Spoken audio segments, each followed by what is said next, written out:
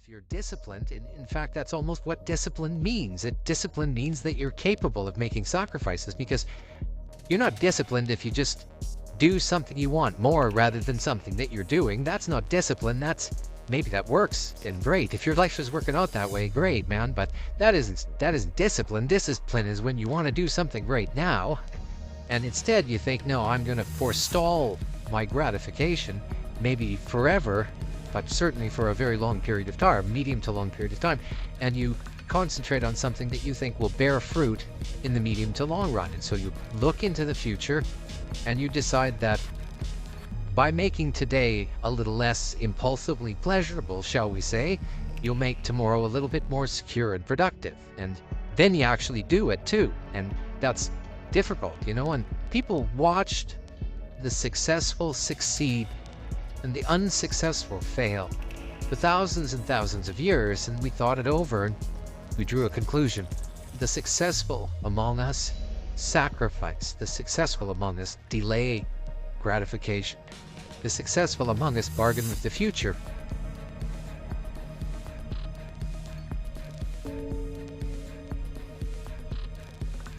You wake up in the morning and you think, okay, this could be a good day, whatever that means. You don't know, right, what a good day is, but maybe you've had a couple and they're not so bad. And so maybe you think you could have another one, but you don't know. And you think, okay, you ask yourself, and this is meditative, what is it that I need to do today so that this would be a good day?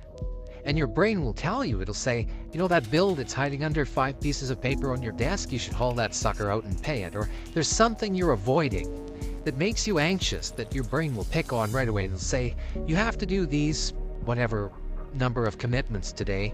And if you do them, then you've fulfilled your obligations. And if you listen to yourself and do the difficult things that yourself tells you to do, the idea is you don't have to compute the utopian future, because following what it is that you tell yourself to do every moment is the best path to whatever the best outcome is. So you might say, well, at least you could start your self-organization by improving those things around you that are self-evidently not good. And that's easy, man. Anybody can do this. You can sit down for 10 minutes, say, well, I'm going to be honest with myself. Like, it's a horrible thing to do. I'm going to be honest with myself. Okay, I'm probably doing a dozen stupid things that I could quit doing that are making my life more wretched, and also the people around me. And so you think, okay, what are those things? If you really want to know, you have to want to know. And you're going to get a bunch of information that you don't want to hear, but you'll know it's true, and you already knew it in some sense.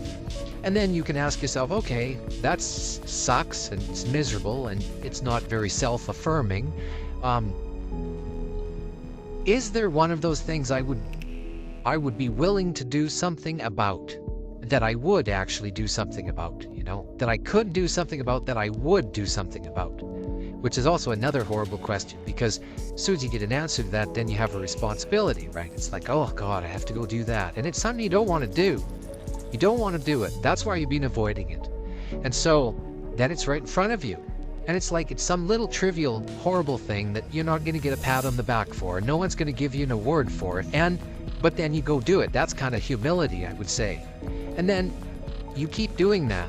Well, anybody can do that. And that's associated with these great evils, in this way that we've already described. It's like you're improving your character, and you're constraining the kinds of actions and perceptions that you have that are going to make you sick of life and work against it.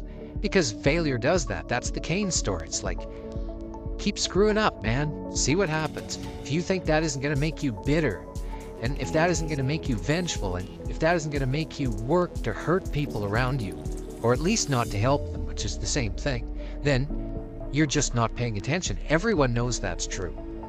So, well, that's responsibility, right? And then, so you take on this great task of putting yourself together. It gives you life meaning. And that also helps you be buttressed against the fact that there's lots of suffering in life and there's lots of malevolence. It's like, yeah, true, man. Absolutely. It's worse than you think even. But you can do more about it than you think. There are systems, neurological systems, that underlie your experience of negative emotion, and there are neurological systems that underlie your experience of positive emotion, and they're separate systems. They obviously interact, but they're separate systems. So But the positive emotion system, well, there's two of them, but one of them sort of kicks in when you get something that you want. So, you're hungry and you eat, and that feels good. And so that's kind of the simple one. But there's a more sophisticated one that I think is even more active in people. And it's the one that tells you that you're moving forward towards something worthwhile. And that's actually the one that gives people that sense of meaningful engagement in their life on a moment-to-moment basis. So, and it's also something that doesn't have to go away. Like if you're hungry and you eat, well, that's good, but it's over and then you're on to the next thing, right? It's not exactly sustaining, it's just necessary. That's called consummatory reward, by the way. This other reward system is incentive reward.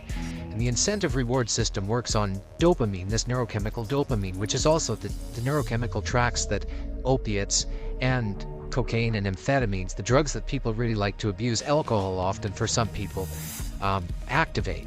And so you might say if you don't have enough meaning in your life, then you're more prone to addiction. And that's definitely the case. Even with rats, if you take a rat, you put him in a cage by himself and he has nothing to do, and then you give him access to cocaine, he'll get addicted to the point where he won't do anything but take cocaine. But if you throw the rat back in with a bunch of other rats and he gets to do rat things, then it's very hard to get him addicted to cocaine. And so the purposeless rat is prone to addiction. Well, it's the same with human beings. Now, here's a corollary to that, which is really cool. So the magnitude of the reward you experience as you're moving towards a goal is proportionate to the importance of the goal. So that means the more important the goal you pick, the more possibility there is for the kind of reward, let's say, it's really a state of being that is life-affirming.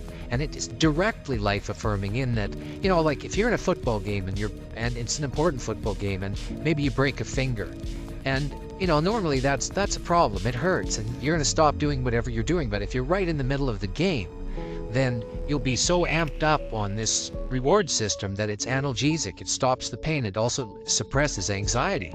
So if you have a purpose, then it's analgesic. It takes some of the pain out of life. It's very positive in that it motivates and energizes you and focuses you and makes you able to remember and pay attention.